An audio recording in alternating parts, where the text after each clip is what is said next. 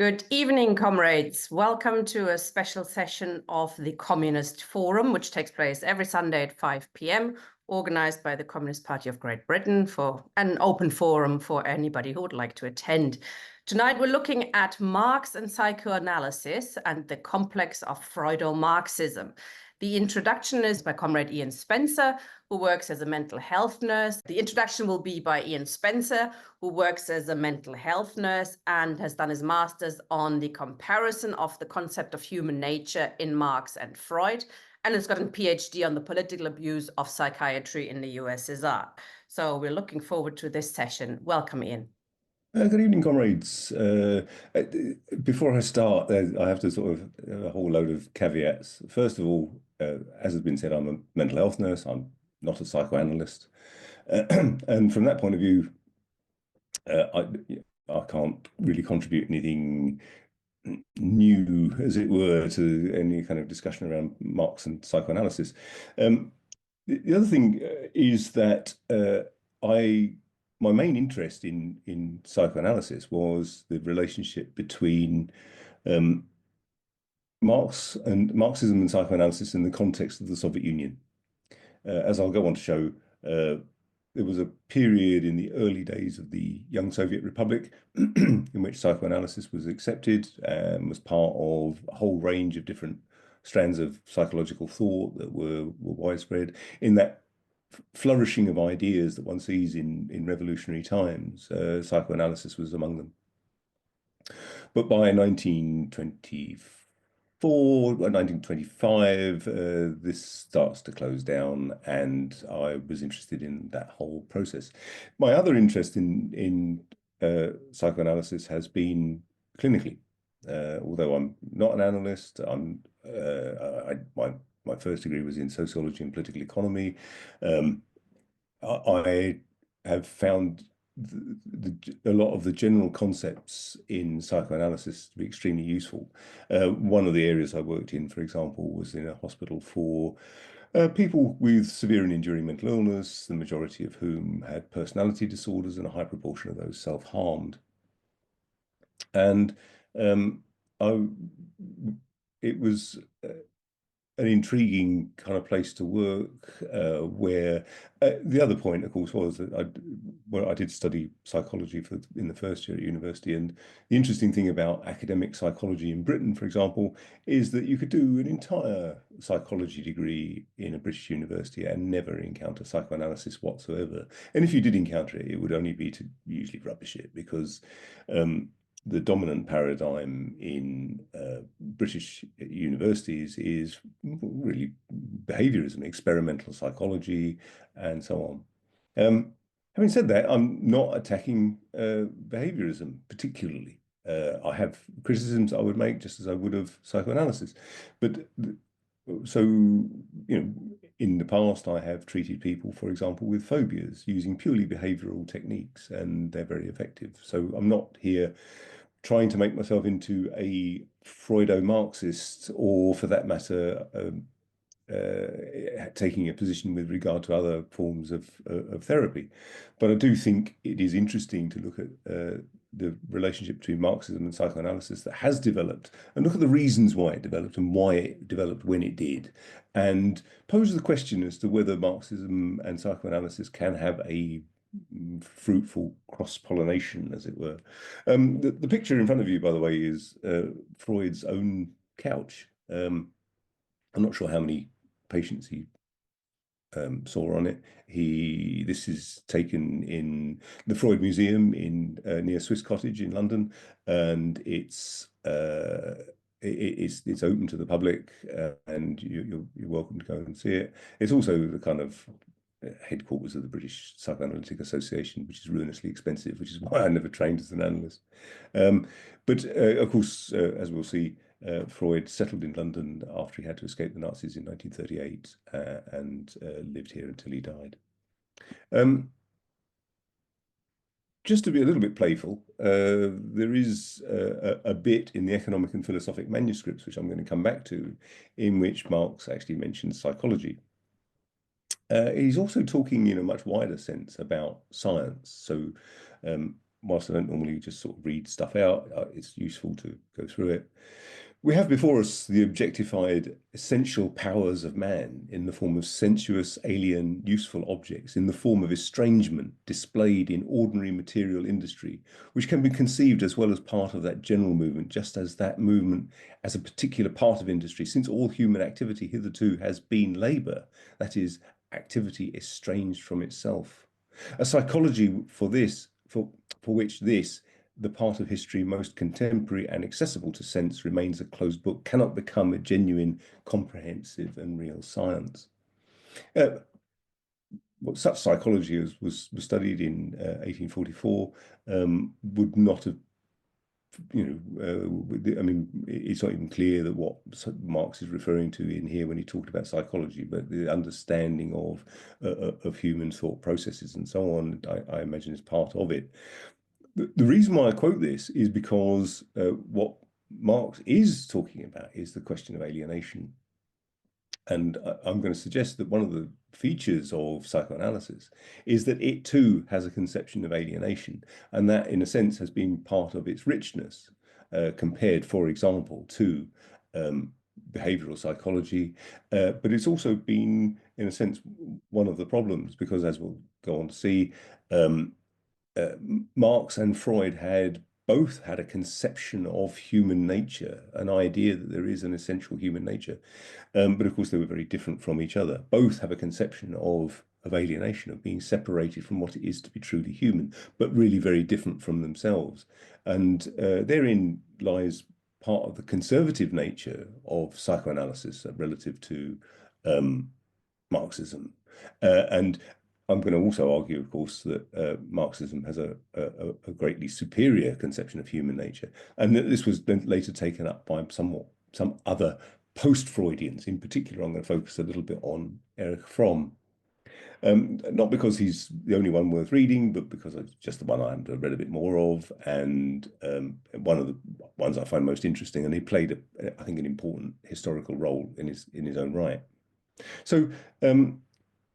Looking at Marx's conception of alienation, a separation of humanity from its species being, is of course not only what makes work such an alien place to be, separated from the product of your labor, separated from the means of production, but above all, of course, humans separated from one another, interacting with one another on a largely contractual basis, not on a truly human basis. For Marx, the transcendence of class society would result in a truly human society for the first time in history. In a sense, it would be the beginning of a truly human history. So here he's looking at the notion of about work as an alien form that we encounter, but of course later on in the economic and philosophic manuscripts he's talking about a world in which we might see in which work becomes man's prime want, because it becomes part of what it is to be truly human, to work upon nature, to meet one's needs, and in so doing we change nature, and in so doing we change ourselves. So from that point of view, it's an extremely rich conception of what it is to be a human being. But let's have a little look at old Sigmund here. He's always, whenever you see pictures of Sigmund Freud, he always looks a bit grumpy, doesn't he? He must have been on a good whack. I think he could have managed to smile. He started smoking at quite a young age, and eventually developed buccal cancer. So he always looks a miserable old scrope, because in no small part he had a very painful operation to remove the cancer from the roof of his mouth, and had to wear a prosthesis for the rest of his life. So he wasn't much of a laughing boy, really. So born in Freiburg in Moravia, now Pribor in the Czech Republic. Freud is one of those people that I think Isaac Deutscher referred to as a non-Jewish Jew. Throughout most of his life, he was an atheist, although he came from a Orthodox Jewish background. In fact, I think on his father's side, there were rabbis in the family. I've just realised that I put the wrong date in for his military service, but sorry about that. Anyway, so this was part of the Austro-Hungarian Empire. It was and he was a loyal, as it were, citizen of the Austro-Hungarian Empire. During his, the only reason why I put the date for his military service, which is clearly isn't there, it wasn't 1789 before he was born, was for him it was an interruption. It should have been 1889, I think. No, yeah. Anyway, it was an interruption in his studies, and for the most part was regarded as just a bit of a nuisance. He was a great linguist, proficient, as you see there, in German, French, Italian, Spanish, English, Hebrew, Latin, and Greek.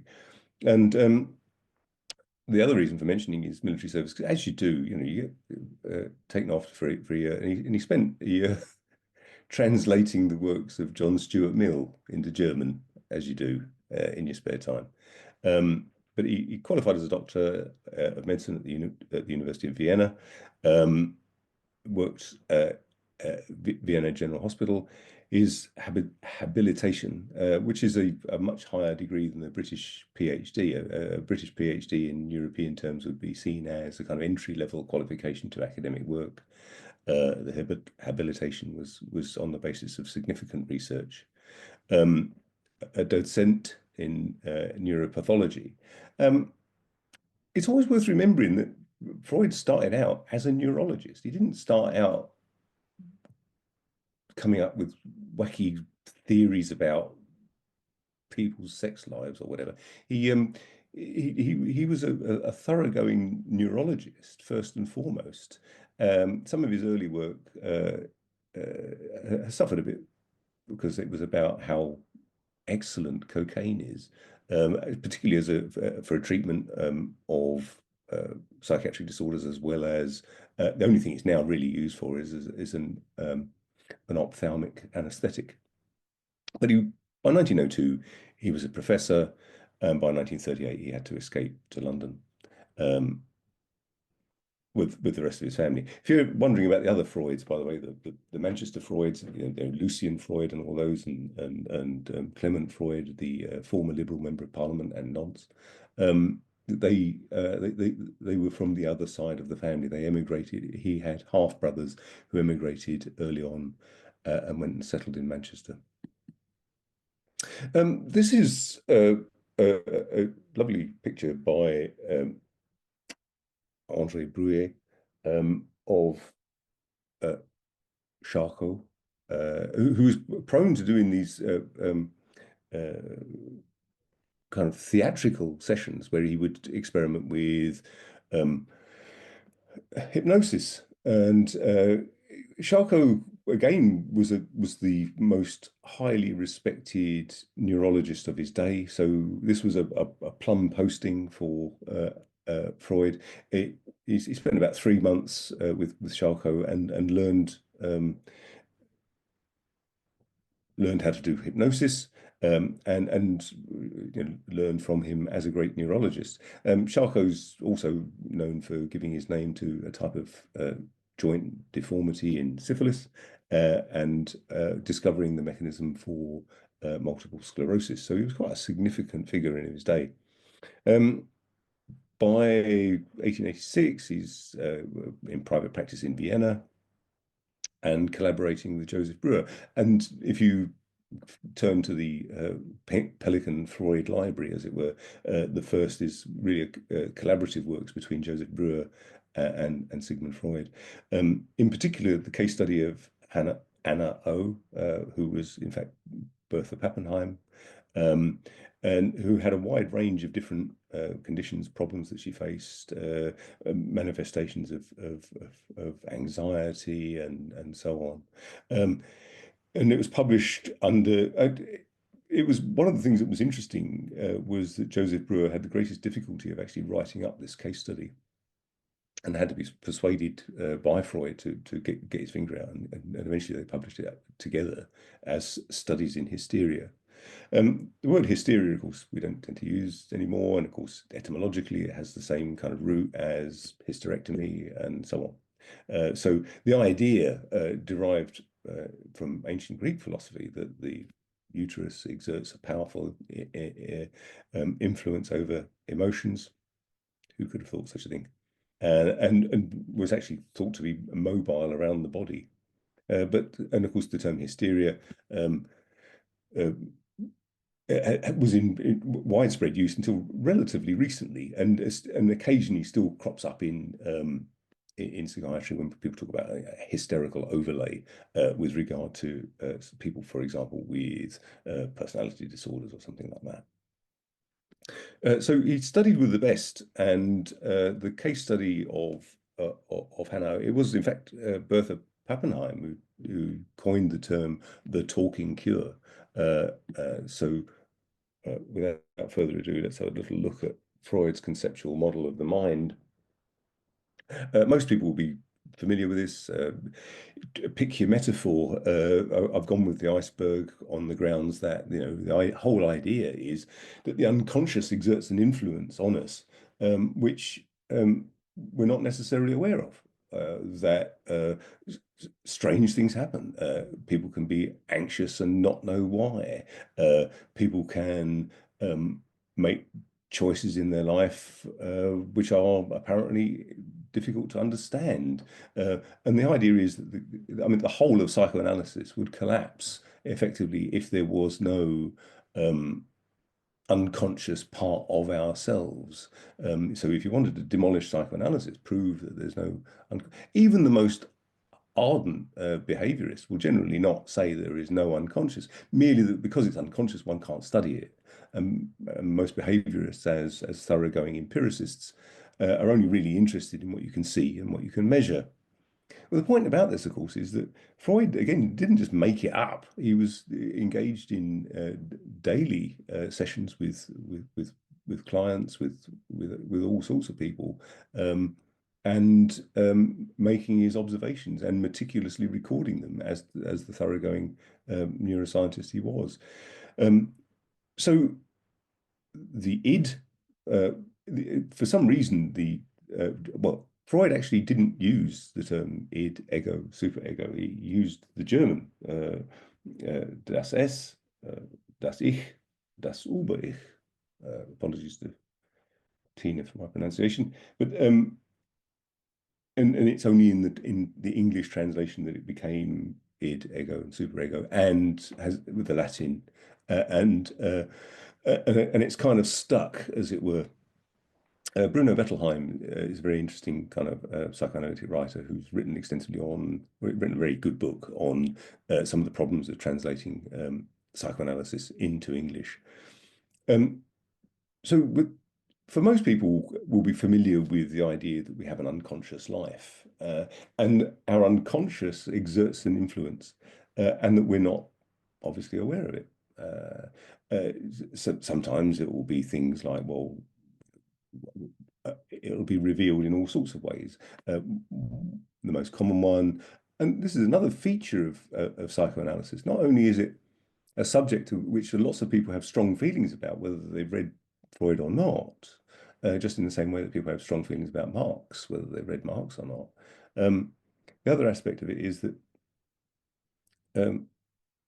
notions like an unconscious life is somehow quite a bit strange, isn't it? And also the idea that it's almost the bulk of our psychical life, as it were, is this unrestrained bestial creature, the id, which conforms really to the pleasure principle, the idea that we just want to satisfy all our urges whenever we want.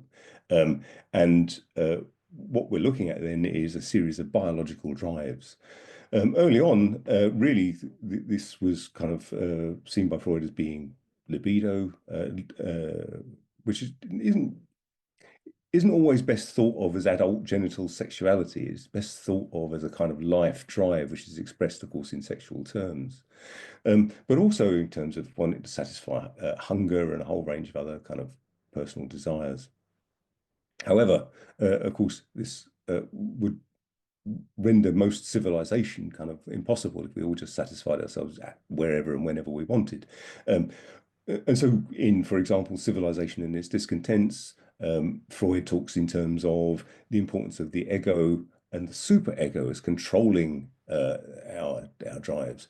And if you like, here is the first of the kind of really conservative aspects of psychoanalytic theory. You see repression as being the price we pay for a civilized society. And because repression is the price we pay for a civilized society, we also look at anxiety and neurosis and psychiatric disorders are therefore the price we pay for a civilized society. The implication is there's no way out of this. This is just the human condition, and all we can do with psychoanalysis is to turn neurosis into normal human misery. The other aspect, of course, that people find difficult in terms of libido and biological drives is the idea that from the outset, the child is sexual. And again, not to be thought of as what we normally associate with adult genital sexuality, but is polymorphously perverse. That is to say, the child takes no particular object to its libidinous desires, as it were. And the other aspect that people sometimes find difficult is the idea of stages of psychosexual development. So anyone who's seen babies knows they stick everything in their mouth. And so this early phase, he talks of them in terms of the oral phase of psychosexual development. Later on, the child becomes aware of the power of one's bowel movements and passing urine and so on, and the idea of this being pleasing to the parent, and the difficulty that a lot of people also have is with this idea of a libidinous attachment between child and parent, whether it's with the mother or the father. I won't go on at length about things like the Oedipus complex, although I'm more than happy to come back to it. The important thing here is the idea of periods of psychosexual development, oral, then moving to an anal phase, and then discovering the pleasures of one's own genitalia. So Freud talks about it as a phallic phase. In answer to any question that almost certainly will come up, yes, he was a thoroughgoing misogynist. If you look at his writings, and there's plenty in his writings that show him not just being a kind of person of his time, although he was undoubtedly that, but there was, quite clearly a judgment made in terms of, if you like, phallocentrism, for the want of a better phrase. So oral phase, anal phase, a phallic phase, and then really a kind of period of latency before developing a kind of adult genital orientation towards sex. The other point to make about that is it implies that you go through these in a sequential stage. It implies that the resolution of the oral phase is kind of a prerequisite for satisfactorily moving on to the anal phase and so on.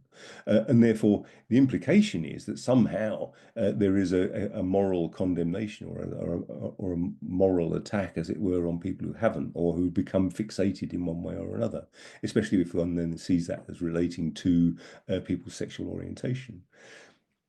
When you read Freud, and I richly recommend it because he's a cracking writer apart from anything else, you don't see any sense of moral condemnation for people's sexual variations at all.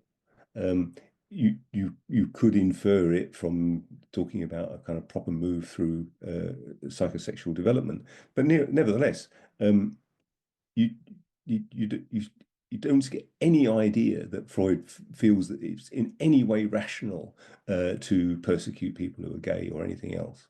And he's purely interested in it as part of human development or of what it is to be human being. So as you see from the diagram, the majority of this is either unconscious or preconscious. And the task of psychoanalysis is to actually get to those parts of the unconscious, the preconscious, that we're not able to access because of repression. And I'm going to come on to mental defense mechanisms in a moment. Freud's ideas changed over the course of his life. And so on the face of it, we're presented with the satisfaction of sexual and other drives such as hunger and so on. But later on, particularly after the impact of the First World War, it introduced the idea of a death instinct. So the idea of life and death instincts a dialectical whole and as part of every human being. And of course, the death drives, in a sense, for Freud, are the resolution of tension. So sexual satisfaction is the resolution of sexual desire. And aggression, for example, as an expression of aggression, of an inherently violent human nature. Again, profoundly conservative in terms of our conception of what it is to be a person. Note here a kind of similarity with the philosophy of Hobbes. Hobbes, writing in the 17th century, is talking about a society without the state becomes a society in which life is solitary, poor, nasty, brutish, and short. And you can see a kind of metaphor in the idea of the superego as a kind of a metaphor for the state, the superego being the kind of embodiment of our ego ideal, the idea of our parental ideas and so on. Even today, I can still hear my mother's voice saying, you don't go into a lady's handbag. And that kind of. So we imbue a whole range of social conformity, of parental repression, and the superego as a kind of metaphor for the state is one of the criticisms that one can level at Freud's inherently conservative nature of what it is to be a human being. The ego conforms to the reality principle. The child learns after a while that it's not acceptable to play with yourself in front of the telly or whatever else, and eventually learns to obey the reality principle, obey not only the parents' commands, but also the kind of the mores that he picks up from a wider society. Going back to Brewer and the case of Anna O, we come to this notion about transference and countertransference, a very important aspect of psychoanalysis. Transference, Freud noted that people can tend to sort of fall in love with their therapist, and they start to see all sorts of positive qualities in the therapist. It can go the other way as well. They can hate the sight of you. And what Freud was interested in was the extent to which, for example, in the case of Anna O, there was a case of transference and countertransference going on. That is to say, Anna O starts to relate to Brewer almost as a parent, and much of the relationship that she had with her own father was problematic. And from that point of view, the source of the neurosis was being projected, another Freudian concept, onto Joseph Brewer. Similarly, Brewer had the greatest difficulty writing up his work, not least of which because he came to despise Anna and he didn't want anything to do with neurotic women in Vienna anymore. And so what you actually start to get is countertransference. And I would argue that you see transference and countertransference in lots of therapeutic relationships. But beyond that, you see it, for example, in teaching, where students will suddenly see all sorts of positive qualities in a teacher, or indeed negative ones, and relate to them, not necessarily as that teacher, but to a parent or whatever. And I would respectfully suggest that there are instances of transference and countertransference in all sorts of organizations, including left-wing political parties. How else do we kind of understand what went on with Jerry Healy? How else do we understand the sort of dewy-eyed?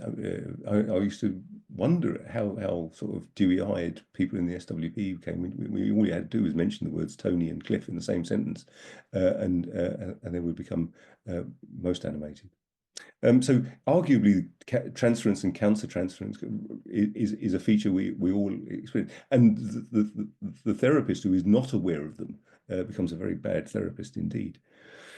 In terms of the psychopathology of everyday life, what Freud is observing is, of course, that in order to just cope with the day-to-day living, we have to repress our desires, and from that point of view, that becomes the basis for neurosis. Neurosis then is not something that other people suffer from. Neurosis is universal. It's the price we pay for a civilized society, and we all have it. So the idea that there are mentally ill people over there and there are all us sane people over here is cast into doubt by a psychoanalytic perspective. And of course, Freud spent his time mostly with he didn't spend an awful lot of time, as far as I'm aware, with people who are chronically schizophrenic or that kind of thing, but mostly with people with where the person retained at least some sort of notion of insight. Turning to mental defense mechanisms, then I'll just mention there are more than these, about 5. Anna Freud, Sigmund Freud's youngest daughter, who settled with him in London, wrote extensively about them, and there are considerably more than this, depending on which account you look at. But Anna Freud identified at least 10 that are in her father's works. I'll just mention these. Repression is the one that we most frequently see, and of course, it's the one which is subject to, something which is quite painful, and a notion that it's something which is quite unacceptable to yourself, is quite simply repressed. A notion, for example, around sexual desire, for example, relating to a parent.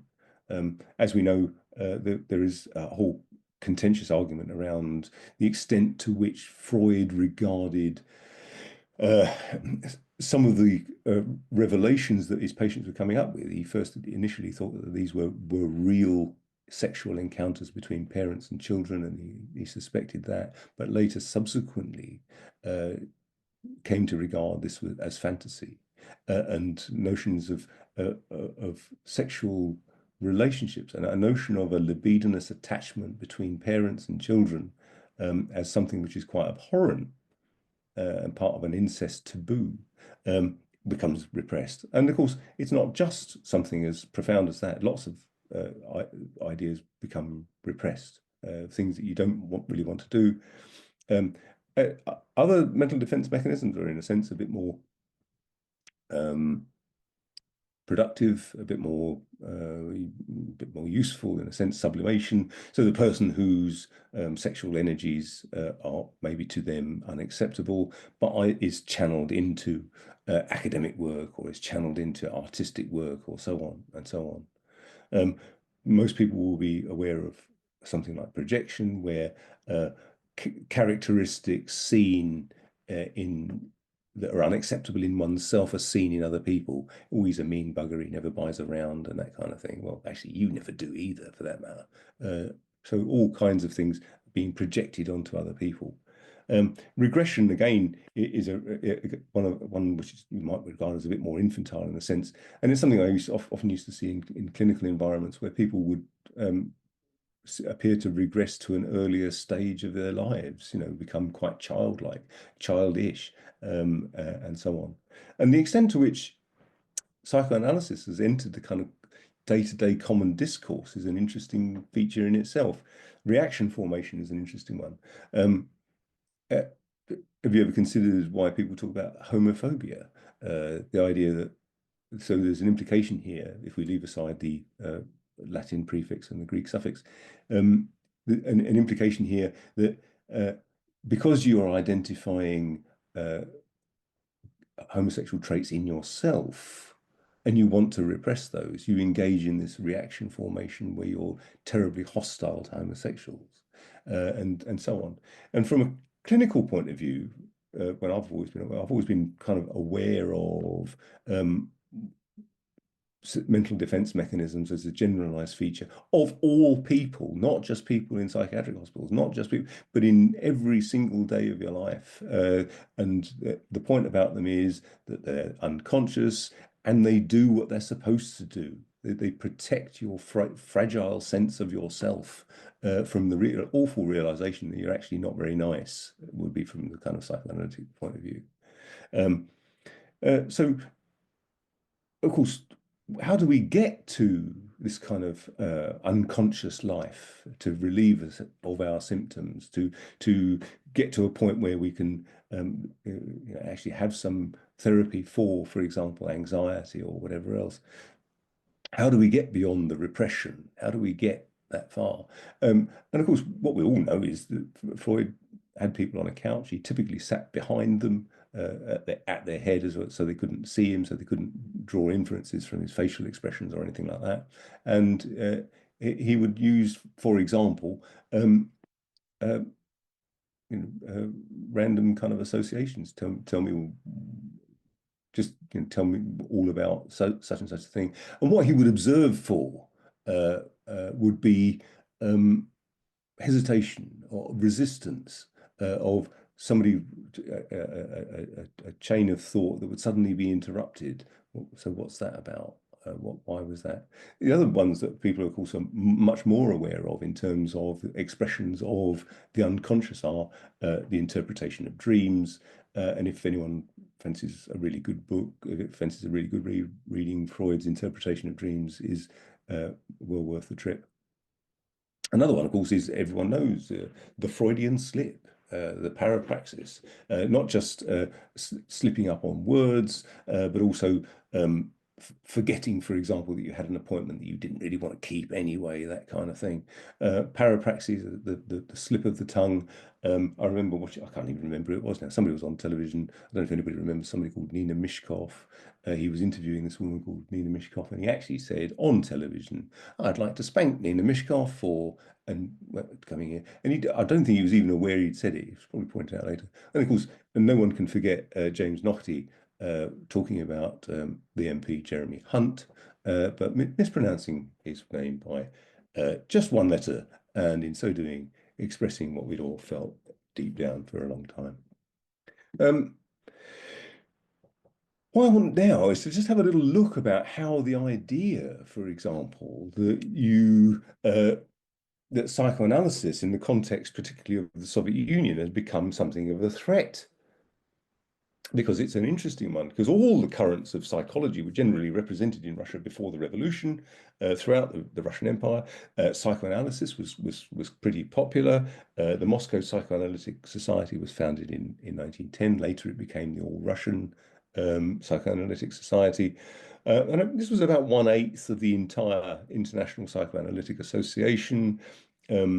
But it wasn't just psychoanalysis in Russia, but it was widespread. There's a point, I think, where Trotsky talks about the intellectual life of Russia being, as it were, grafted onto kind of European thought, as it were, and there's no less so with psychoanalysis. There was a 9-volume edition of Freud's work published in Russian.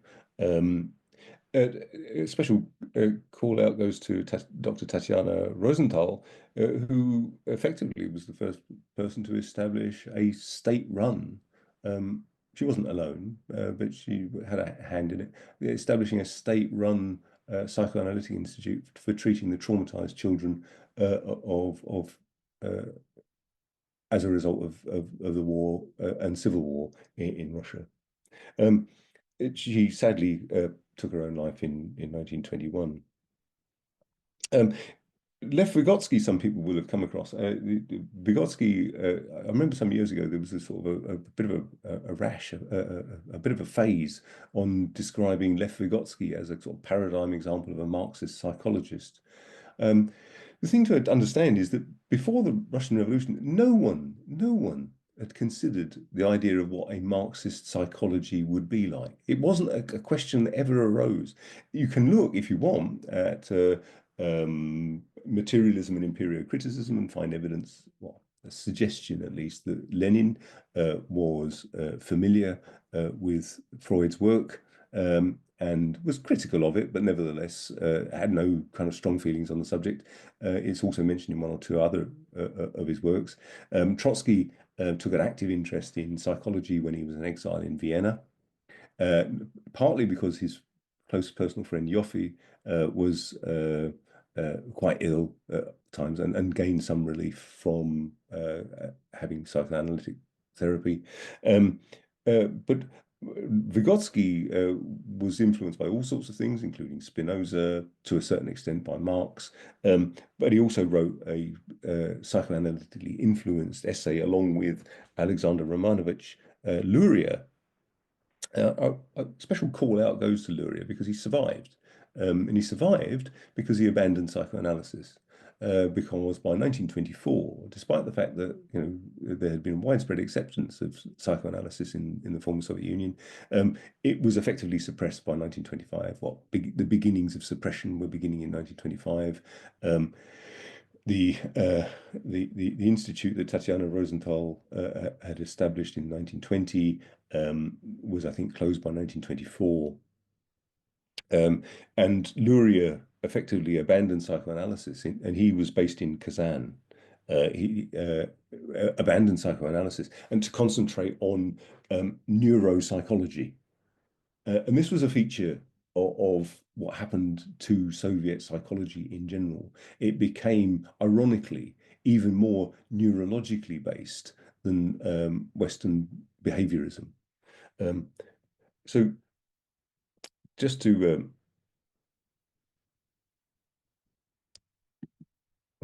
next one. There he is. So by 1924, Blonsky was one of the first people to, as it were, call for. Blonsky himself was an SR and issued a call for a Marxist psychology in 1924. The hostility to psychoanalysis had really been developed by 1925. And then you get this interesting thing that happened in the Soviet Union, and it happened at about this time, but continued throughout the history of the Soviet Union. If you wanted to write about something, and you wanted to write about something that it fell out of favor, what you did was you denounced it. So when Valentin Nikolaevich Voloshinov wrote Freudianism, a Marxist critique, if you look at the book, the first half of it is a very good exposition of psychoanalysis. And it isn't written in such a way as to denigrate. It just gives a thorough, this is Voloshinov, the picture, by the way, gives a thorough discussion about what psychoanalysis is. And then the second half is his critique. But in so doing, in publishing it that way, it gets it past the censors. It gets it, I'm criticizing Freud, comrade, the bourgeois psychologist, and in so doing, provides a thoroughgoing exposition of the work. So by 1948, it had been decided that psychoanalysis was incompatible with Marxism. By 1950, the infamous Pavlov sessions of the Academy of Medical Sciences of the USSR effectively made it almost impossible to do anything except neurobiological, psychological research. And there was also something profoundly anti-Semitic about it, in just the same way as the doctor's plot was seen as was a profoundly anti-Semitic moment in the history of the Soviet Union. The Pavlov sessions effectively meant that the only way you could be a psychologist in the Soviet Union was to be a neuropsychologist. And Luria, of course, being Jewish, fell out of favor about this time as well, before being rehabilitated. And Luria's work is actually remarkably good. Trotsky defended both Pavlov and Freud as being compatible with a Marxist psychology. Well, let's actually look at what he actually said. This is from Culture and Socialism, which was written in 1926. So, Voloshinov is already having to disguise his exposition of Marxism, his exposition of psychoanalysis as a critique. So Trotsky says, Pavlov's reflexology proceeds entirely along the paths of dialectical materialism. It conclusively breaks down the wall between the simplest reflexes the simplest reflex is physiological, but a system of reflexes gives us consciousness. The accumulation of physiological quantity gives us a new psychological quality. The method of Pavlov is experimental and painstaking. Generalizations are won step by step, from the saliva of dogs to poetry. That is, to the mental mechanics of poetry, not its social content, although the paths that bring us to poetry has not been revealed. And on Freud, Freud's method proceeds in a different way. It assumes that the driving force of the most complex and delicate psychic processes is a physiological need. In this general sense, it is materialistic. If you leave aside whether it does not assign too big a place to the sexual factor at the expense of others, for this is already a dispute within the frontiers of materialism.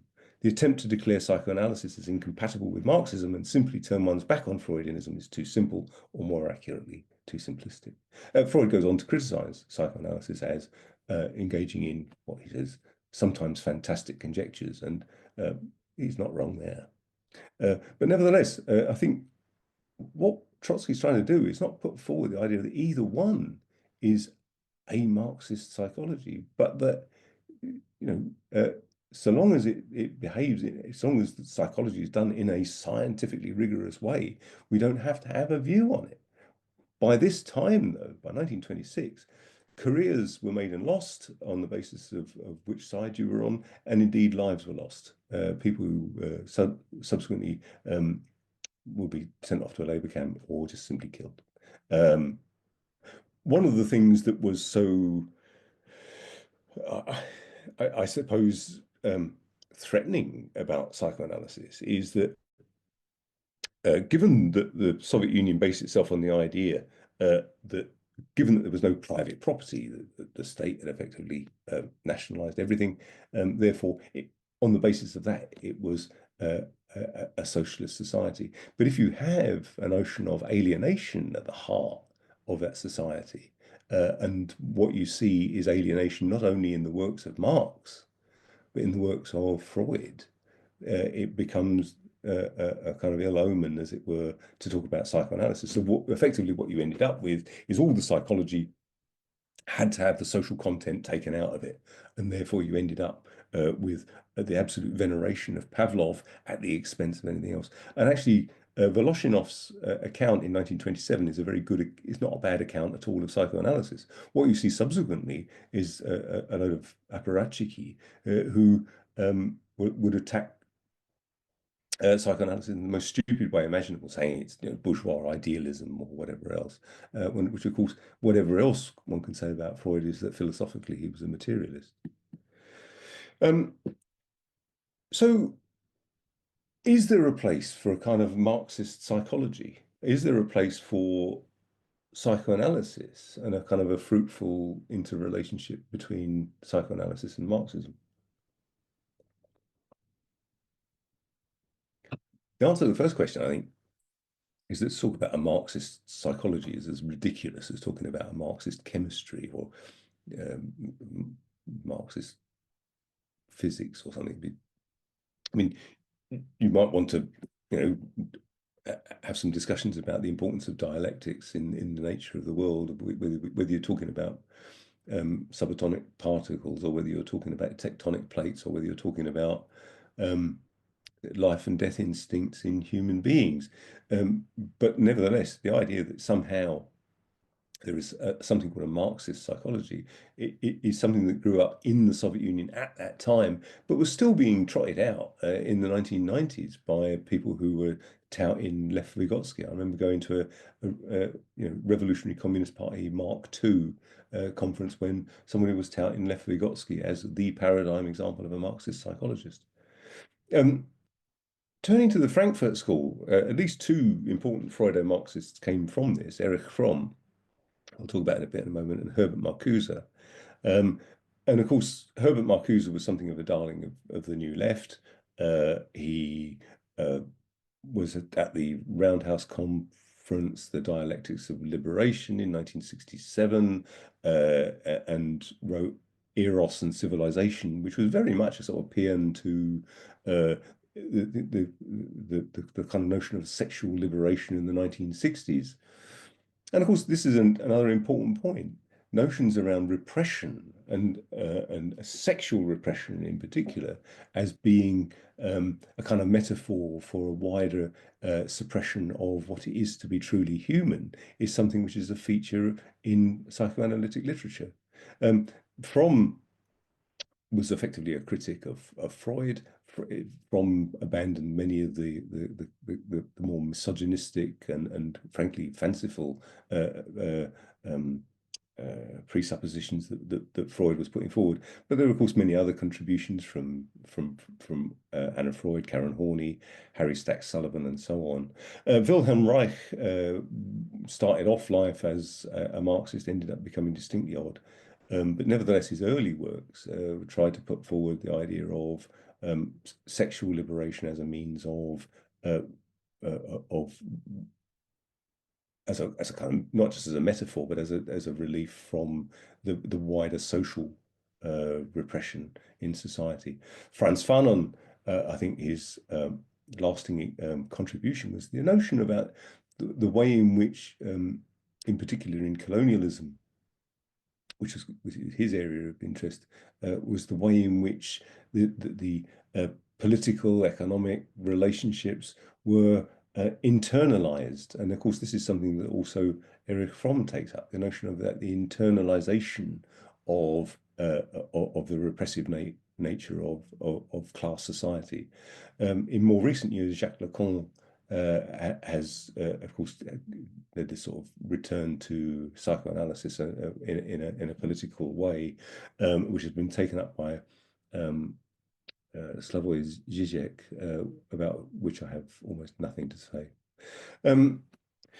So this is Erich Fromm, born in Frankfurt in 1900 from very Orthodox Jewish parents, studied sociology under Alfred Weber. He was the younger brother of Max Weber, and did his PhD on Jewish law from the University of Heidelberg in 1922, had been a Zionist, broke with that and became a Marxist, and trained as a psychoanalyst.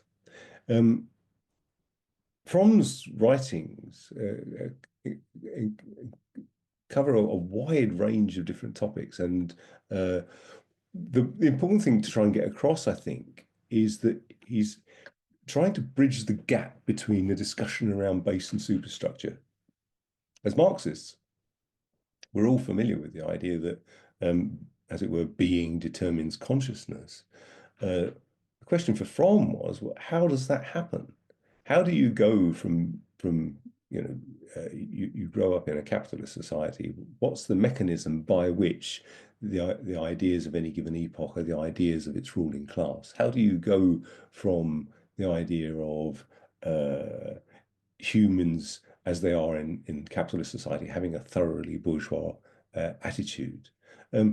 If you look at, for example, The London Hanged by Peter Limebaugh, what you'll see, for example, is in 18th century London, the idea that the people would be just used to the idea of private property was something which wasn't readily available to all. Theft was in a population of 600,000, 10% of the population was probably engaged in criminal activity, and so you had the situation where people were hanged for anything more than a shilling and deported to Australia for anything less.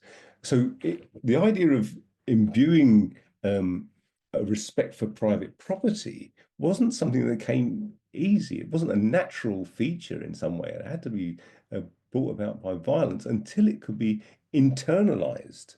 And it's the internalization of repression, which I think is an interesting feature of Fromm's work, an idea that you could actually go from economic base, but look at the way in which there is a kind of a structural unconsciousness, a human unconsciousness, which internalizes the very nature of capitalism. Not just capitalism, but also authoritarianism. Fromm writes extensively about the authoritarian personalities.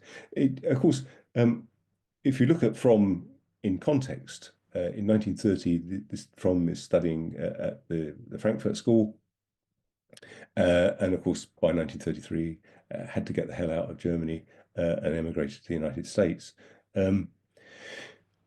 His other kind of lasting kind of contribution, I would suggest, is an approach to psychoanalysis which is critical of Freud, which takes into account not just Freud's historical specificity as somebody who was largely writing about the neuroses of middle-class Austrian women in Vienna, but also it takes this much further and looks at the way in which neuroses are imbued in an entire population on the basis of the material basis of society. So from that point of view, he's bringing together the kind of instinctual basis that exists within psychoanalysis and tying it to a notion of a being that determines consciousness in the concept of that we see in Marx, and the notion that it ties up with political consciousness. So if one starts to think about things which has fascinated me all my life, why impoverished people will go out and wave flags at a massively overvalued royal family, despite the fact they've got nothing in common with these people.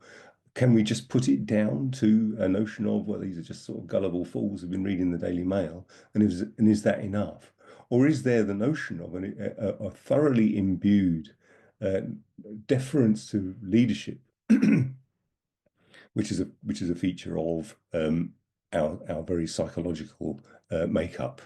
And the other aspect of Fromm's work, I think, which is extremely valuable. I remember seeing Norman Geras's book, Marx and Human Nature, Refutation of a Legend, and thinking, well, that's good. That's interesting. I'm really pleased to see that someone's talking about Marx having a conception of human nature. Fromm was there first. In 1961, Fromm published Marx's Concept of Man, which is published alongside an English translation of the Philosophical and Economic Manuscripts of 1844. And so Fromm is using the concept of alienation that's developed in Marx's work and tying it up and showing how and using it as a critique of Freud's conception of human alienation, and using it as a critique of Freud's conception of what it is of human nature. In other works, such as The Anatomy of Human Destructiveness, Fromm goes a little further and talks in terms of, if there is a sort of death instinct, if there is what's the mechanism, for example, where you get fascism. Not the mechanism that we're used to, the idea of and rightly so, with Trotsky, for example, who places fascism in its proper context of the potential for socialism having to be suppressed by sheer brutality. Fascism isn't something that the bourgeoisie want, but they're prepared to employ it against the possibility of a socialist revolution. What Fromm points out is that once the Social Democratic Party and the Communist Party of Germany had been suppressed, the amount of active opposition there had been to Nazism was actually quite limited. And moreover, this doesn't just apply to German Nazism. It can apply to fascism in Italy, or the kind of the fawning imperialist consciousness that one tends to see in the UK. So what Fromm did was actually start to bring out the concept of human nature in Marx and Freud, and look at where there was a potential critical fusion between them. Whether that's successful or not, I'll leave it up to you. What I'm suggesting is that it's well worth the ride. So Fromm was critical of Freud, but also of Herbert Marcuse.